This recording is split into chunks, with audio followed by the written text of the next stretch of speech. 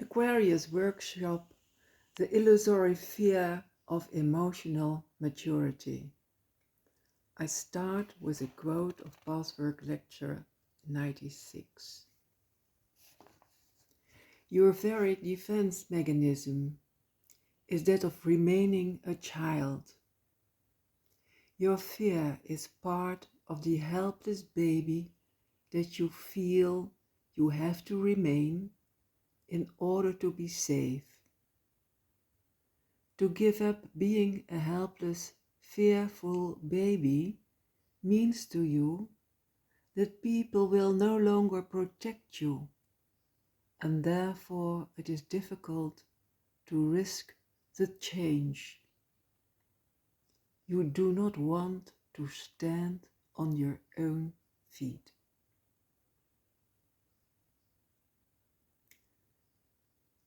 One of the greatest obstacles to growth and happiness that our consciousness has to confront is the unconscious desire motivated by our illusory fear of self-responsibility and independence to remain a clinging, protected child. We hope unconsciously, by remaining an emotionally dependent child, to be happy and to avoid the struggle of life and the apparent disadvantages of maturity. In our blindness to the negative impact of this prolonged childhood, we unconsciously demand love and care. We refuse to become a free, mature person. It is important to face, to understand, and to solve these hidden distortions so that we become emotionally mature, strong, and happy. People who are emotionally mature have a true ability to love. Mature love means unconditional love, loving another person precisely as they are, regardless of their shortcomings. Mature love is characterized by the willingness to give and love as much as we wish to receive. When the illusory fear of maturity dominates, we are emotionally dependent and childlike. We yearn for the love and care of a father or a mother, and we refuse to give love and care. The more we want to receive, the greater our fear, and the stronger we fight against becoming aware of this fear and of our childish demands.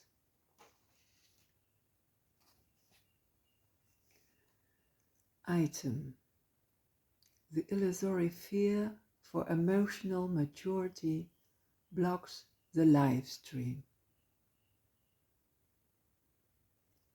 As a result of this illusory fear of emotional maturity, the ego is weak and helpless. The ego takes no self-responsibility and thereby betrays the best in itself and blocks the live stream.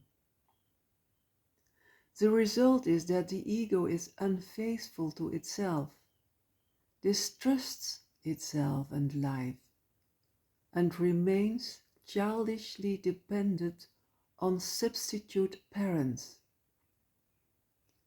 We choose to avoid our duties and responsibilities, and we remain afraid of our self-created helplessness. Quote Password Lecture 114. The prohibition against allowing the flow into your conscious mind is due to A. Fear of imperfection. B. Fear of having to shed attitudes that supposedly protect one from hurts. C. Insistence on remaining a child because then others are responsible for your needs, your happiness, and your safety. Quote, Password Lecture 114. Item. The idealized self denies the desire to be a child. We have a need to repeat the love experience of our youth in order to get what we missed in childhood. This compulsive repetition induces us to hold on to the moralizing second conscious, hoping to force substitute parents to give us love. If we are accustomed to indulgence, for example, and we meet other people who are not bound in guilt and have no need to extend such treatment, the lack of indulgence causes hurt, anger, and hostility. This wish to be pampered indicates our greed and lack of self-responsibility. However, on the conscious level, our idealized self presents a mask of maturity. Quote from Password Lecture 117.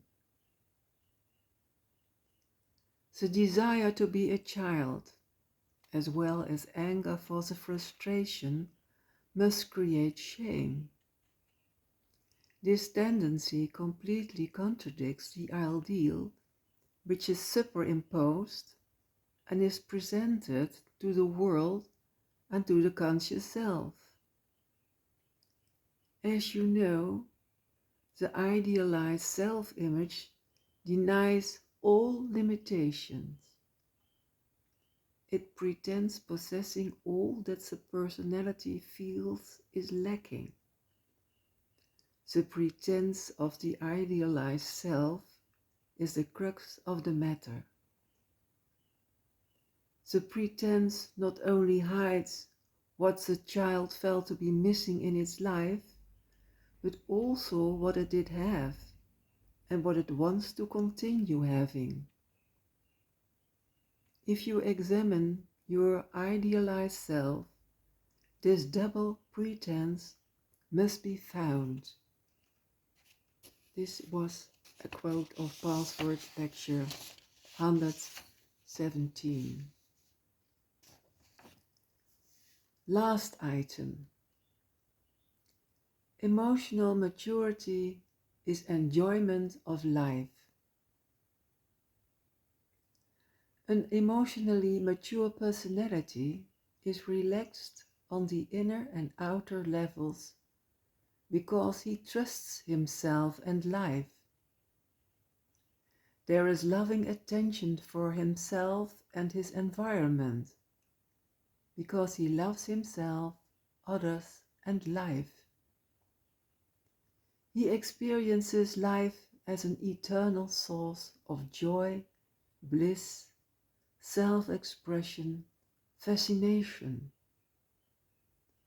Making use of the creative power is a challenging and fascinating undertaking. He loves the truth, has integrity, and bears self-responsibility, so that he is completely free and independent.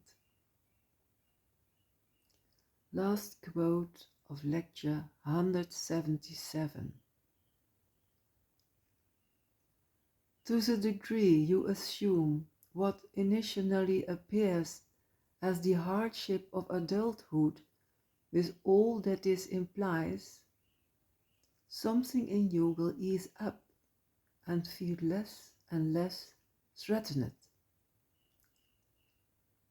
Instead, you will become open to pleasure in its deepest and fullest meaning. All of you can meditate about the connection between emotional maturity with all its meanings and the realization of personal pleasure. This is very logical.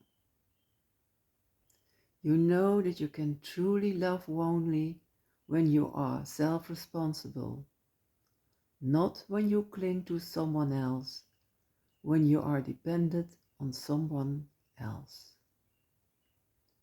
Such dependency may have the superficial appearance of love, but you have already experienced in your work on this path that nothing could be further from the truth. Dependency stems from fear and creates greater fear, leading inevitably to resentment and hate. You try very hard to conceal these feelings because it is threatening to hate the person one needs and depends on. Love is possible only when you are free, when you are a self unto yourself without depending on another. And pleasure is possible only when you love. This ends Password Lecture 177. I wish you peace. Thank you very much.